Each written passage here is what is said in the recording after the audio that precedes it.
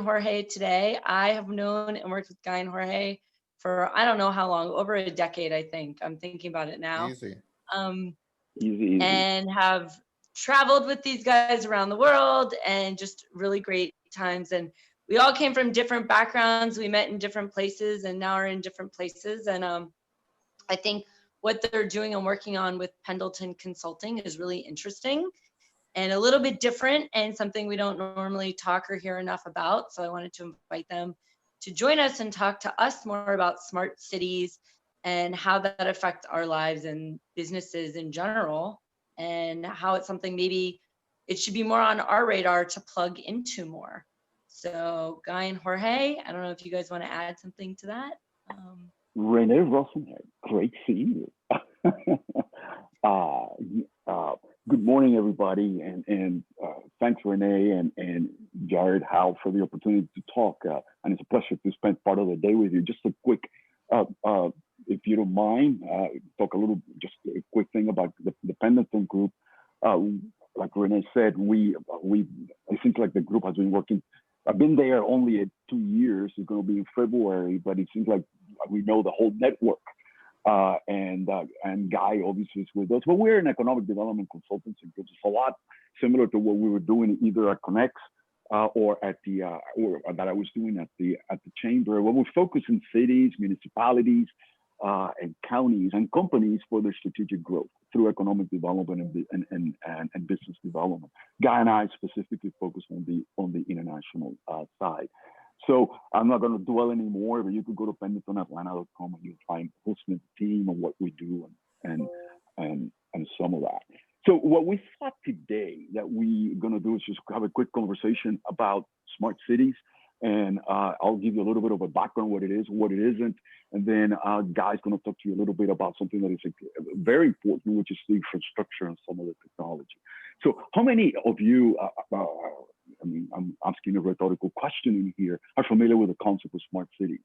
And most of you have heard about it. I know somebody mentioned that, kind of Googled this morning what it was, but I'm sure everybody has talked one way or the other without necessarily taking a poll.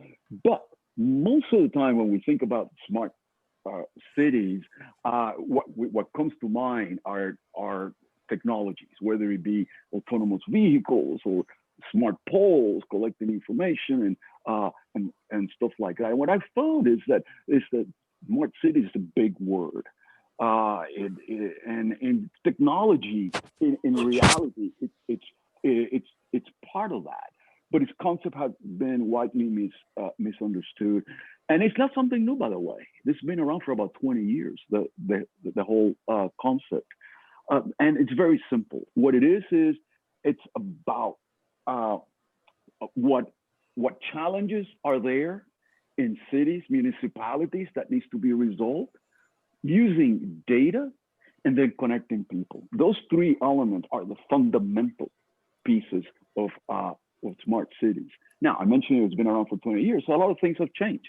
One, like I said, yes, technology has changed, but what failed when it originally started, and we were talking about this before we started, is that it failed to connect the technology with the residents of the communities that the technologies are supposed to serve. So the result was that cities and communities were charging toward shining objects, whether it could be like smart devices and stuff like that. And then think about it, what do we do with this type of thing? So what has changed, what has evolved, I guess one of the most important part in the last 20 years, it's what I call, it's being more about smart communities rather than just tools that are smart. And what needed to do that is that connectivity, if you will, between technology and the people that it serves. The other thing is that have changed is the city's need have changed in the last 15, 20 years tremendously. Before we were talking about moving vehicles. Now we're talking about moving people. And there's a fundamental difference between those two. We're even talking about micro mobility. So we're talking about smart mobility rather than moving just vehicles. We're not talking anymore about applying smart tools to farming, but we're talking about food resilience. We're talking about collecting data, and 90% of the data that we use today has been generated just in the last 2 years. So the amount of data and how it's used and what to do with that has changed drastically, and so forth and so on. So somebody's on healthcare, the way that right now with COVID, delivering the healthcare outside the traditional way healthcare is normally delivered. It's a fundamental change. And so what do you do with that? The third thing that has really changed is empowering. We're talking about empowering governments and people, encouraging to innovate and integrate data into improving the quality of life of the community. And when I talk about empowerment, I mean giving license to you and I, so we could do something rather than just ignoring it and with the problem and find a solution to those issues. So empowering is a big part of that. And when it comes to technology, let's think about things that have changed. Is how do we use this tool to solve problems and tools to solve problems, right? Keeping in mind that the value of this technology, it's not just the sake of the technology like we used to think about it, but how and why we use it. Those were what's called smart solutions based on that research as its principle. Now, what's behind that, what drives smart cities, are community residents, it's government officials, it's research experts, it's businesses in all fields like are represented here, schools and institutions of higher learning, local organizations. By the way, we were talking about percentage of light of electricity consumed by cities. The other big change that has happened is that we cannot think anymore in terms of smart cities, but smart communities. And these smart communities not necessarily are in urban areas. There's a whole movement on what to do in smart communities in outside the urban area and addressing some of the challenges that are there. So as I mentioned, it has many dimensions about smart communities, which is smart cities. So what are the steps, if you will? So I sort of simplify that in 5 easy steps. One is the first thing that needs to happen is to identify what are the challenges to resilience. We were talking about resilience, particularly now during COVID, right? What are the challenges to growth of that community? And when I mean community, it could be anywhere, urban, whatever community that we're talking about. What is things that needs to happen for their own autonomy? In other words, what are the problems that we want to resolve for that group, and why? And how can communities then use the smart tools to tackle the problems that they face? And they range from everything from traffic, which is normal, but Georgia Tech has a project with a section of Southwest Atlanta, almost out there in Fulton, South Fulton, addressing rat issues. And how do you use data to track and actually solve the problem for that subsector of that community? And the more you use community, the more people take ownership of that empowerment to resolve the issues.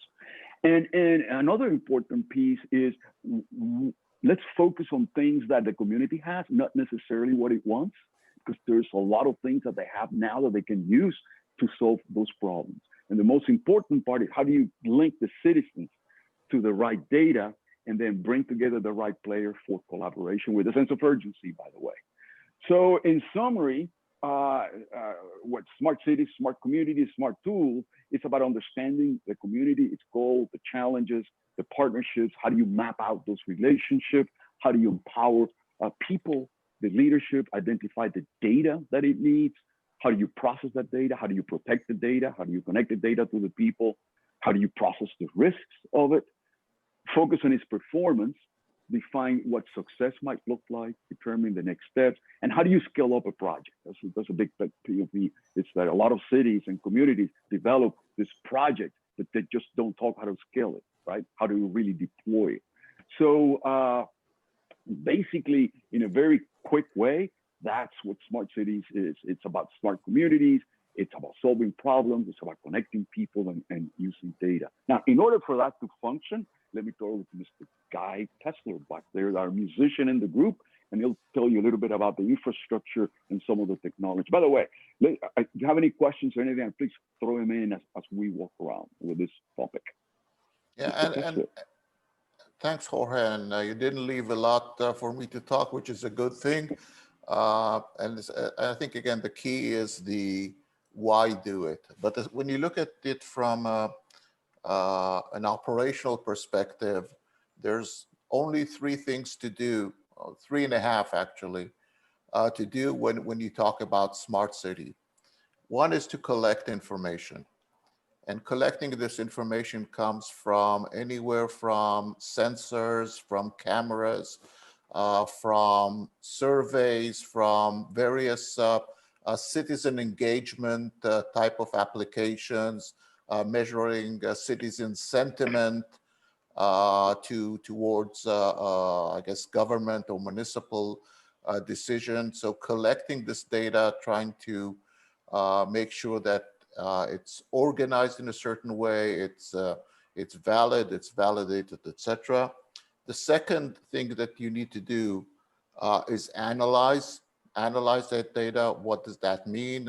So you will see out there a lot of companies that call themselves big data, AI, or whatever you want to call that type of thing that actually takes this raw information and creates some understanding of it. The third thing you have to do, which is obviously the hardest thing to do, is first of all, agree what this analysis tells you.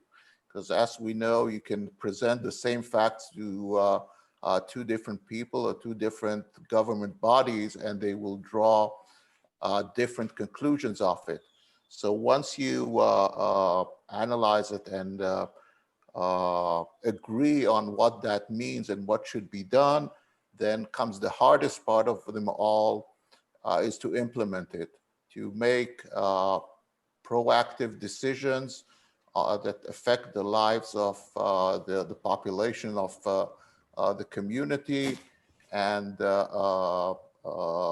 cost a lot of money typically, because this is taking this understanding and scaling it up to be useful for all the people influenced by it. And then above all of it, then you have to protect. You have to protect this data, both for its integrity and also for its use. And here comes a lot of privacy issues, privacy matters, and other things to that extent. And if you look at almost every company that is in the smart city, large, smart healthcare, that's what they do. They collect information, they analyze it, they implement it and protect it while once they have it. Now, as far as using smart city and this I guess analysis to create economic and benefit for populations. I have a dog barking. That's nice. It was you, guy. You know, yeah, no, it's my inner dog. Yeah. Then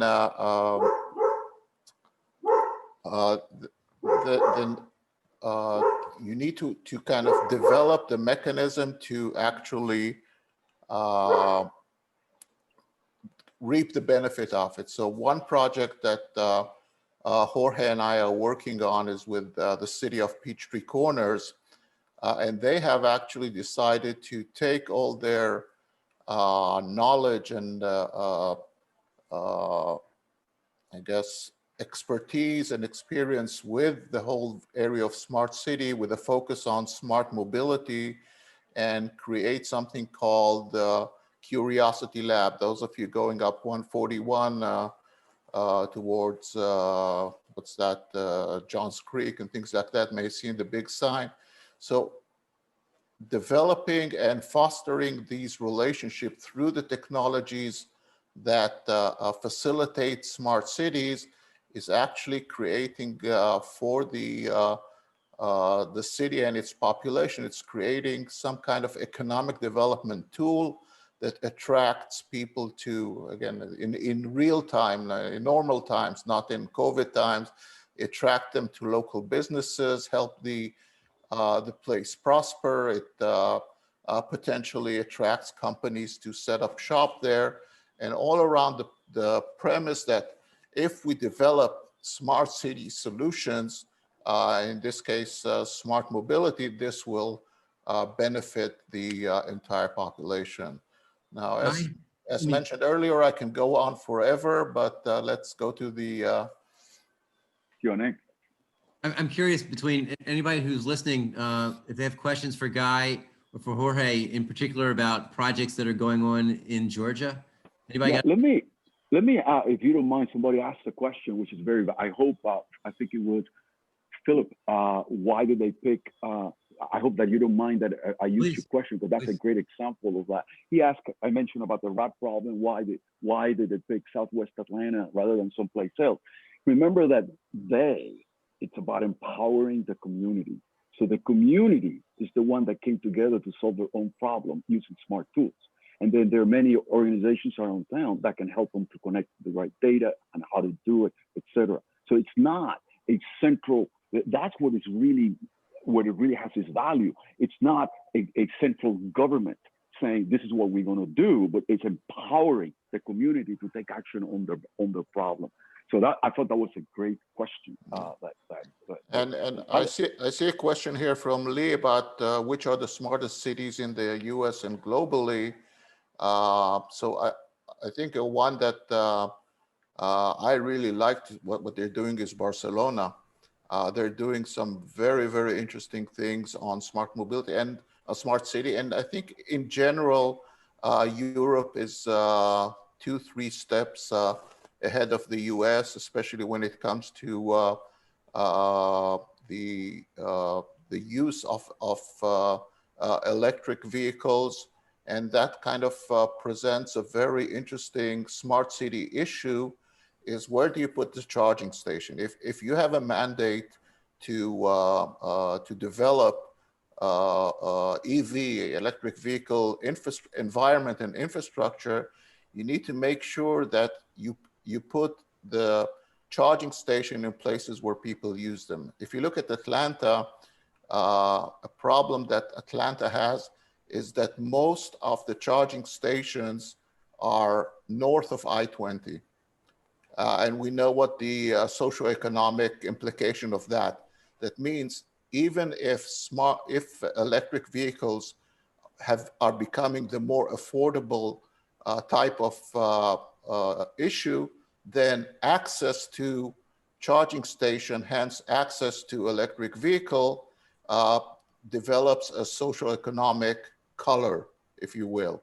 So a lot of these things, analyzing, understanding where your population is, how do you affect and influence it by putting, in this case, charging stations in certain places, how will that affect the future of mobility and affordability of all these things together?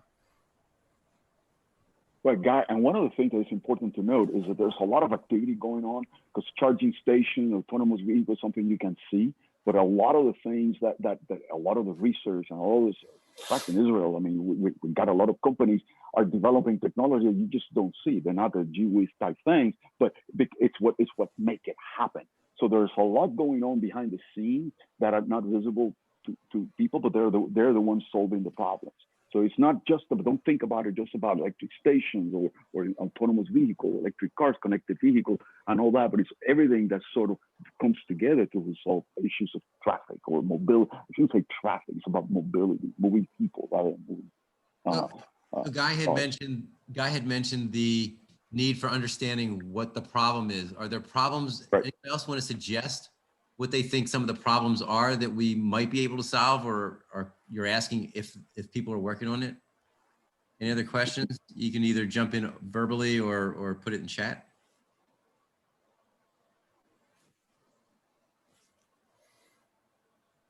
Okay, and while thinking, go ahead, Jared. I don't know, just throwing something out there. I mean, is there, I guess, research? I mean, there are other alternative ways of electricity and stuff. Is there some research like that on solar versus, you know, any other means? I mean, is that something you guys look into? You're talking about also specifically? Yeah, I mean, some of the data that you're collecting, I don't know. I mean, y'all talk about electric vehicles. So I would look at it in a broader perspective. And again, this typically is, this type of decision is a utility level decision. But understanding what the resources are and what the needs are in a certain area is kind of what defines that need. And again, the need is not only how many kilowatts can I generate, but how is it going to be distributed? Who's going to use it? What is the environmental impact of it? What's the community impact? And how do I better serve my community through these things? Is it something that you will be better for the community, again, through understanding data and analysis? Would it be better for the community to develop 5 smaller solar fields, or just kind of bring one a hell of a power station for the whole region? What is the effect of it? What is the impact? What is the ecological impact? What is the impact on the life of the citizen, which typically is something new for utility companies to think in that way, because they need to think beyond their bottom line and P&L. They need to think on the other impact things that may impact this decision. Yeah, I would turn that around. So the issue is not about are they collecting data about solar panels, but the issue is why are they, if there is, why are they doing it, and who's using it, and what problems they're solving. That's where being smart about these decisions are. And then you get back to which, because that might not be the right answer. It's about identifying the problems, empowering people to solve it, and then have the data and see what the results are. Because if you focus on solar panel alone, then that's running after the shiny object, and you might miss the mark. And that's what's important about smart cities and smart tools and smart communities. And Guy, we have just another minute before because we try not to go too long. Lots of people are wearing Fitbits and other devices to show where they are and what their activity is. I heard Johns Creek talk about how they're trying to be a healthy city. Anything you can share about that balance between, yes, I'm helping you stay healthy and helping the community stay healthy? So you want me to get into politics? It's all a matter of point of view, and again, it's the choices people make. One person will say that it is for the common good, that there will be some kind of incentivizing mechanism for people to be well, to be better. Others will say this is getting into people's life and managing them. The technology exists, the technology works. How people use it, that is based on the decisions that they make and what is good for themselves and what is good for the community. That was as politically correct as I can go. Right, and another issue for that, for example, the city of Macon with COVID and healthcare delivery, they're using all sorts of different connected devices through stations around town to solve issues around COVID and testing and so forth for healthcare. And from that perspective, the city of Milton is using smart technology to encourage walking to school rather than driving to schools. And they deliver a whole series of apps and stuff like that, because the issue was they wanted the community came together because they wanted people to walk more. And they started through school. So and because of the benefits of walking rather than riding and so forth and so on. But they were concerned about the safety of the students. So how do you solve that issue? It's fascinating. So it can be applied to all sorts of issues that communities have. So, all right. I think this conversation could go on for hours, and I think, Guy, you and Jorge had mentioned 3 days worth of this conversation. Right. So I think at this point, we're going to wrap up for the sake of people's day scheduling, but do encourage people to reach out to Guy or Jorge if you have an interest in this, political or otherwise. As a reminder, these are the events that we've got coming up in the next few weeks. And thanks to Jared, we always try to find a little bit of humor as we wrap up, and leave this one for the thoughts for those of you who have seen the stories about Karen.